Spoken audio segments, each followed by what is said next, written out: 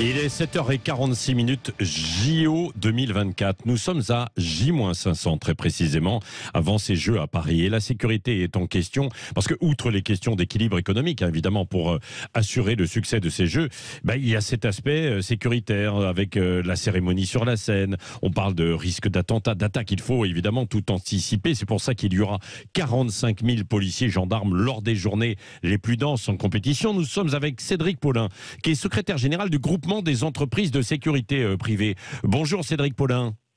Bonjour. Où en est-on de cette organisation des JO en termes de sécurité? Parce qu'il y a un enjeu très très fort, évidemment. Effectivement, c'est un événement inédit, du jamais vu en France et notamment à Paris. Donc ça fait déjà maintenant plusieurs mois, voire plusieurs années qu'on est en plein travail avec Pôle emploi, le ministère du Travail, les autorités, le ministère de l'Intérieur évidemment, pour que la sécurité privée, puisque nous on est concernés par la partie privée de la sécurisation, soit effectivement au rendez-vous. Oui, la sécurisation privée, alors ça correspond effectivement à quoi sur un tel événement, Cédric Paulin?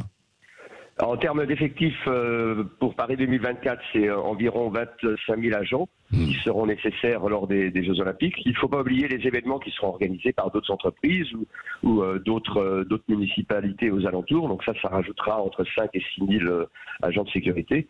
Donc le défi, l'enjeu, c'est la capacité à réunir autant d'effectifs de sécurité privée sur un temps très court et dans un lieu extrêmement concentré. Oui.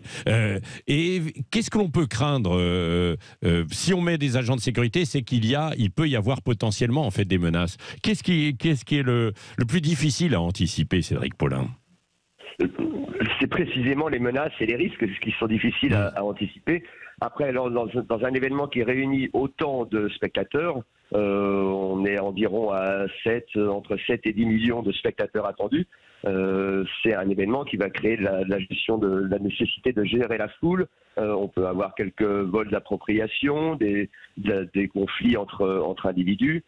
Évidemment, on peut penser au risque terroriste par rapport à un événement aussi médiatisé. Oui. Beaucoup se sont interrogés quand on a parlé d'une cérémonie sur la scène. Vous, en tant que spécialiste, qu'est-ce que vous en pensez? Alors nous, on est spécialiste de la sécurité privée. Oui. C'est pas la sécurité privée de faire l'analyse de la menace ou l'analyse des risques sur un événement. Donc l'enjeu est de répondre aux besoins des organisateurs, que ce soit la préfecture de police si elle a besoin, ou Paris 2024 pour notamment la cérémonie sur les kebabs.